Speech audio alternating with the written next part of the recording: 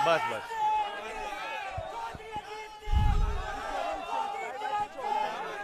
नमस्कार। सुन लो। ये चुनावी सभा है, बहुत कम समय रहता है चुनाव में। मैं एक बात को लेकर खुश हूं कि जितना उत्साह मैं देख रहा हूं पूरे पश्चिम में, और यहां मेरठ कैंट में भी बहुत दिनों बाद सुबह के समय जो पहली सभा हो रही है उसमें भी इतने उत्साह के साथ आप सब आए हैं, ये शुभ संकेत हैं। पुराने लोग जो कभी चौधरी साहब के साथ, जिन्होंने उनके साथ राजनीति की और सामाजिक कार्यों में योगदान किया, वे बहुत खुश होंगे इस माहौल को देखकर। ये जो समीकरण हमने बनाया है, जो गठबंधन बनाया है, इसी उद्देश्य से बनाया था कि पश्चिमी उत्तर प्रदेश में, हमारे क्षेत्र में, हमारे घर में विकास हो पाए और हम उत्तर प्रदेश को एक नई दिशा दे पाए। बड़ा अफसोस होता है, मुख्यमंत्री के एक पद की गरिमा होती है और उनका एक बहुत बड़ा ऑफिस है, बहुत बड़ा विश्वास है, और पक्षपाती रवैया अगर उनका होगा, अगर वो नकारात्मक बातें रखेंगे और उनके दिल में जैसी उनके बयानबाजी होती है, ऐसा लगता है बहुत एक क्रोध है, एक अजीब सी करवाहट वो पाले हुए हैं।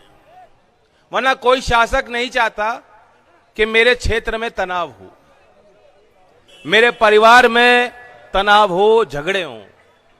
लेकिन जिस तरह की उनकी भाषा शैली है, वो धमकाना चाह रहे हैं, भड़काना चाह रहे हैं, और उनके शासन को भी आप देखो, इसे कहा जा सकता है कि लठमार शासन दिया उन्होंने। हमें चाहिए संवेदनशील सरकार। इतनी समस्याएं हैं उत्तर प्रदेश में, देश के सबसे पिछड़े राज्यों में गिनती होती है, और मेरठ जो क्रीम है, मेरठ जो एक प्रतिष्ठित शहर है पश्चिम का, पुराना चौधरी चरण सिंह की कर्मभूमि, ये हमारा जिला है। यहां भी जब आप देखोगे, ये कॉन्स्टिट्युएंसी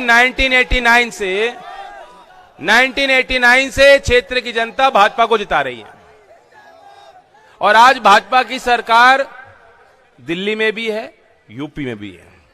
अब इन पर कोई बहाना नहीं है, अब कोई कारण नहीं है कि क्षेत्र का विकास नहीं हो पा रहा। और जो पिछड़ापन पश्चिमी उत्तर प्रदेश में है, जो इलाका पहले मजबूत होता था, मुजफ्फरनगर में कल गया, वहां की समस्याएं लोगों ने बताई।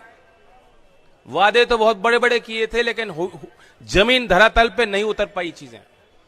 और वो जिला मुजफ्फरनगर जो पर कैपिटा इनकम में कभी एक समय था कि देश में अव्वल माना जाता था, आज वहां वो स्थिति नहीं है।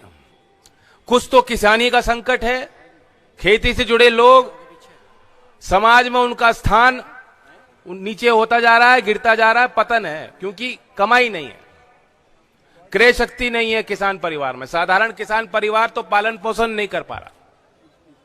लेकिन ये आपको सोचना चाहिए, आज गांव से बहुत परिवार आके यहां शहर में बसे हैं। अगर चौधरी चरण सिंह जी नहीं होते, अगर चौधरी अजीत सिंह जी ने यहां उद्योगों को बढ़ावा नहीं दिया होता, कृषि आधारित उद्योगों को, तो शायद आज वो स्थिति नहीं थी कि 2 या 3 या 4 या 5 बीघे का किसान भी आज अपने बच्चे को मेरठ में यूनिवर्सिटी में पढ़ा रहा है और उसने यहां एक मकान भी बना लिया। तो ये आपकी पहचान रही है। और आज वो समय आ गया कि उस पुरानी पहचान को, जैसे हनुमान जी भूल गए थे ताकत को, हम और आप भूल गए थे, लेकिन आज वो याद आ रही चीजें। और वो खोई हुई ताकत अगर हासिल करनी है तो ये मौका है, बार बार नहीं मिलेगा।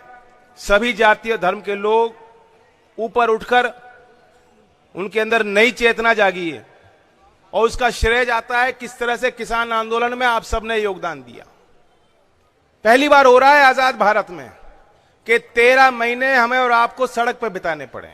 ये जो ट्रैक्टर खड़े हैं, किसान तो वाकई 1 साल से ट्रैक्टर पे ही है, और शायद डीजल का भाव भी सरकार ने इसलिए बढ़ाया कि ये जो आकर्षण ट्रैक्टर के लिए बन रहा था आंदोलन में, कि ये किसी तरह धीमे हो। ये चाह रहे ठंडे हो जाओ, लेकिन यहां तो बहुत गर्मी है।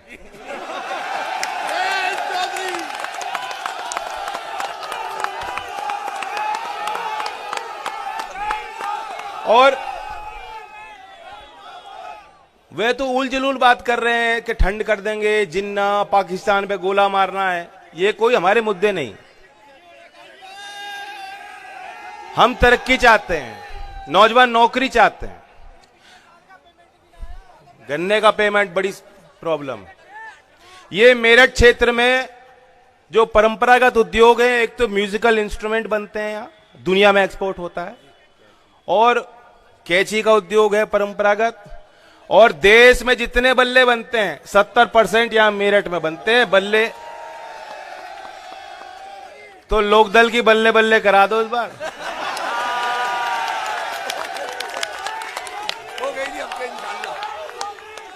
इस इंडस्ट्री को जो छोटा उद्योग है, परंपरागत उद्योग है, सरकार ने सुविधा नहीं दी। अगर यहां कार्गो टर्मिनल बन जाएगा, जो एक्सपोर्ट ओरिएंटेड यूनिट्स हैं उनको लाभ मिल जाएगा। 1 डिस्ट्रिक्ट 1 प्रोडक्ट योजना, और सरकार सुविधा दे रही है उद्योग को नहीं, कंगना रनौत को। अगर योगी जी यहां के स्पोर्ट्स इंडस्ट्री के लीडर्स को अपने साथ बैठा के फोटो खिंचवाते तो मैं भी ताली बजाता, लेकिन उन्होंने कंगना रनौत को साथ बैठा के 1 डिस्ट्रिक्ट 1 प्रोडक्ट का एम्बेसडर बना के फोटो खिंचाई है। मैं पूरा विश्वास दिलाना चाहता हूं, मैं व्यक्तिगत तौर से और हमारी पार्टी हमेशा उदारवादी सोच को हमने रखा। चौधरी चरण सिंह जी की भी खूबी थी, वो चाहते थे कि नागरिक को अधिकार मिलने चाहिए। जब भूमि अधिग्रहण कानून में लाया था अपना प्रस्ताव, उसका मूल उद्देश्य ये था कि सरकार हावी हो रही थी। सरकारी तंत्र फैसला ले सकता था कब और किस भाव पे किसी की भी जमीन एक्वायर हो, और नागरिक का कोई अधिकार नहीं था, कोई लीगल डिस्ट्रेस नहीं था, कोई मीडियम नहीं था, कोर्ट में मामले फंस जाते। तो वो कानून भी यही था कि नागरिक के अधिकारों का हनन ना हो। ये किसान आंदोलन भी यही है। अभिव्यक्ति की आजादी मौलिक अधिकार है, सरकार नहीं रोक सकती। योगी जी पोस्टर लगा देंगे, धमकाएंगे, लठ चलाएंगे, लेकिन जब जन आंदोलन होता है तो जन आंदोलन के आगे कोई ताकत नहीं रुक सकती, नहीं टिक सकती। और ये चुनाव एक तरह से संवैधानिक मूल्यों की रक्षा के लिए चुनाव है। यह चुनाव संवैधानिक मूल्यों की रक्षा के लिए एक चुनाव है। अगर हम और आप चूक जाएंगे तो नतीजा यह होगा कि फिर कोई आगे आंदोलन करने की हिम्मत नहीं करेगा। और आपको बताऊं कि आज माहौल जो बदला हुआ है उसका एक और प्रमाण है। इन्हें आगे रखो, आप पीछे हटो।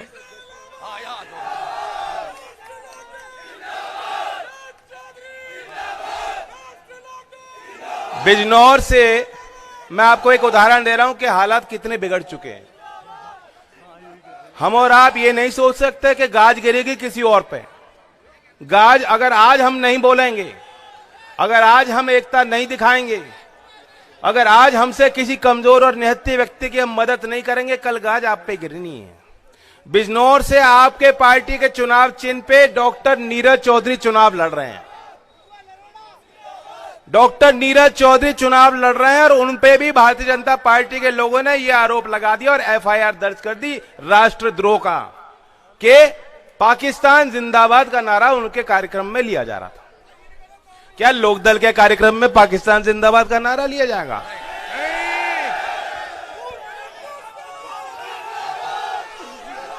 ये हमारी कमजोरी है। ये हमारी कमजोरी है कि आज हम यहां खड़े हैं। और अगर फिर कमजोरी दिखाओगे तो वो दिन दूर नहीं कि किसान के बच्चों के पोस्टर योगी जी लगा करेंगे और एनएसए लगा के, यूएपीए लगा के जेल में बंद कर देंगे।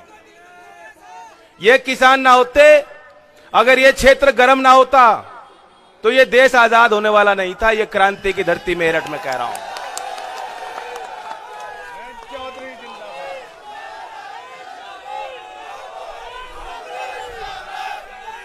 तो वो बड़ी बात है। ये मान सम्मान का चुनाव है।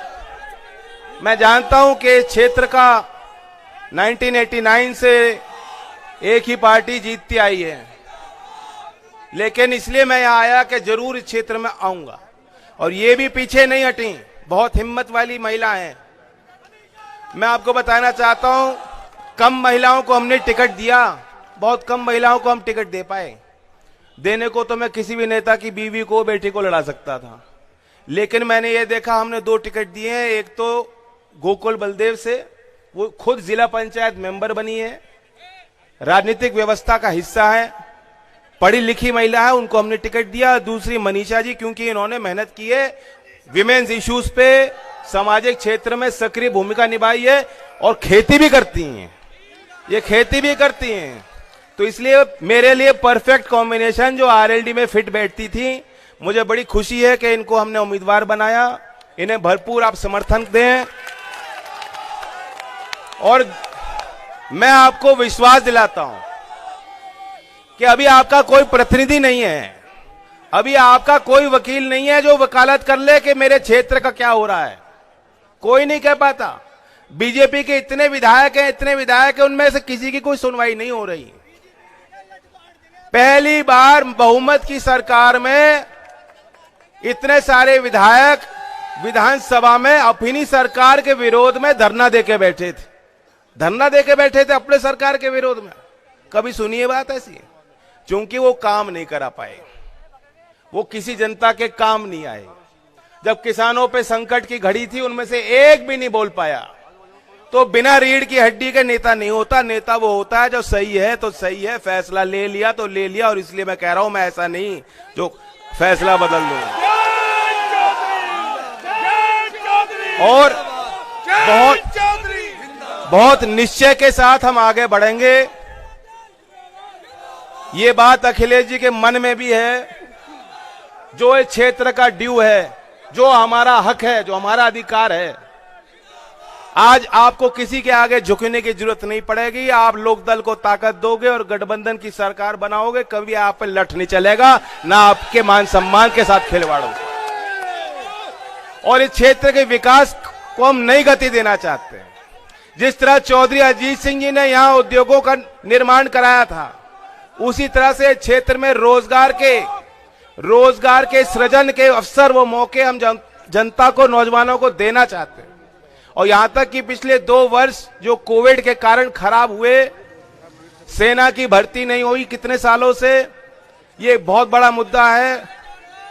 और हमने ये निश्चय किया है कि अगर उम्र की रिलैक्सेशन भी देनी पड़े, जो भर्ती की एज है उसे बढ़ानी भी पड़े तो बढ़ाएंगे, ताकि आप उसमें अपनी उपस्थिति दर्ज कर पाएं। माहौल तो बहुत अच्छा है। और ये ठंडे मत होना, गर्म रखना। बल्कि अभी मुझे पता लगा, मैं आखिर में बताना चाहता हूं, अभी मुझे पता लगा, योगी जी कह रहे हैं कि सर्दी कर दूंगा, शिमला पहुंचा दूंगा।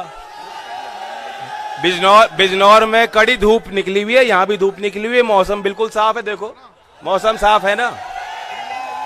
बिजनौर में हम बड़ी उत्सुकता से सुन रहे थे कि आज मोदी जी वहां जा रहे थे और कुछ ना कुछ वो सफाई देते। मैं तो ये सोच रहा था, क्योंकि बिजनौर में जब वो गए थे 2017 में, उन्होंने बिजनौर की धरती से घोषणा की थी कि चौधरी चरण सिंह जी के नाम से हम किसानों के लिए नई योजना बनाएंगे।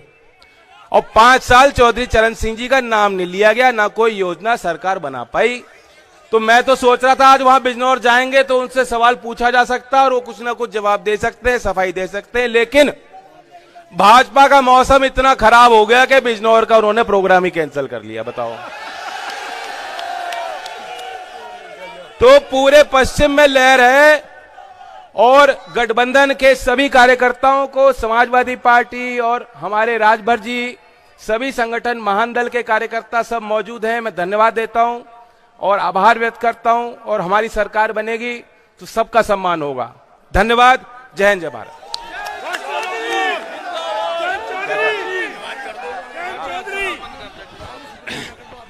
सभी साथियों का बहुत बहुत धन्यवाद। और 10 तारीख को बड़े पैमाने पे घर से निकल के बटन दबाइए और नल के निशान को सफल बनाइए। बहुत बहुत धन्यवाद।